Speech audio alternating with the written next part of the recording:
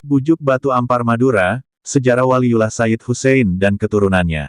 Di suatu desa di wilayah Bangkalan, tersebutlah seorang ulama bernama Sayyid Hussein. Beliau mempunyai banyak pengikut karena ketinggian ilmunya. Selain akhlaknya yang berbudi luhur, beliau juga memiliki banyak karomah, karena kedekatannya dengan Sang Khalik. Beliau sangat dihormati pengikutnya dan semua penduduk di sekitar Bangkalan. Namun bukan berarti beliau lepas dari orang yang benci, disebabkan iri hati akan kedudukan beliau di mata masyarakat saat itu. Hingga suatu hari salah seseorang dari mereka yang iri itu berniat mencelakai dan menghancurkan kedudukan Sayyid Hussein. Orang itu merekayasa berita, bahwa Sayyid Hussein bersama pengikutnya telah merencanakan pemberontakan dan ingin menggulingkan kekuasaan Raja Bangkalan. Berita palsu ini akhirnya sampai ke telinga sang raja. Mendengar berita itu Raja kalang kabut dan tanpa pikir panjang mengutus panglima perang bersama sejumlah pasukan untuk menuju kediaman Sayyid Hussein.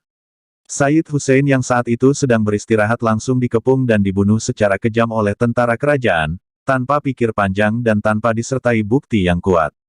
Sayyid yang tidak bersalah itu pun wafat seketika itu dan konon jenazahnya dimakamkan di perkampungan tersebut.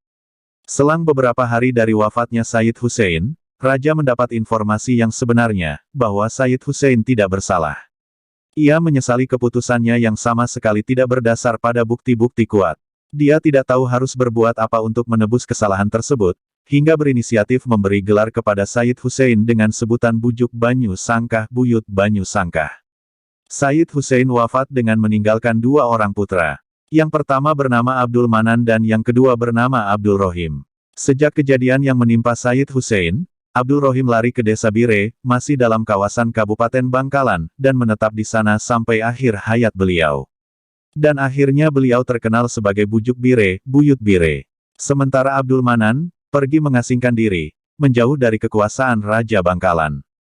Hari demi hari dilaluinya dengan sengsara dan penuh penderitaan, hingga akhirnya sampai di sebuah hutan lebat di tengah perbukitan wilayah Batu Ampar Kabupaten Pamekasan. Di hutan inilah beliau bertapa mendekatkan diri kepada Allah SWT.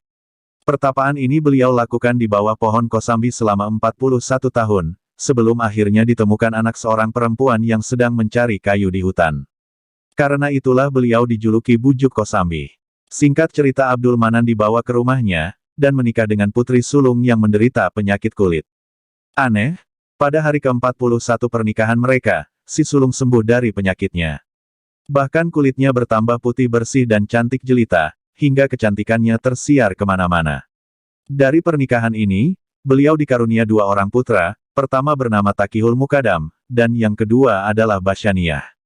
Setelah bertahun-tahun berdakwah, beliau wafat dan dimakamkan di Batu Ampar dan terkenal dengan julukan Bujuk Kosambi.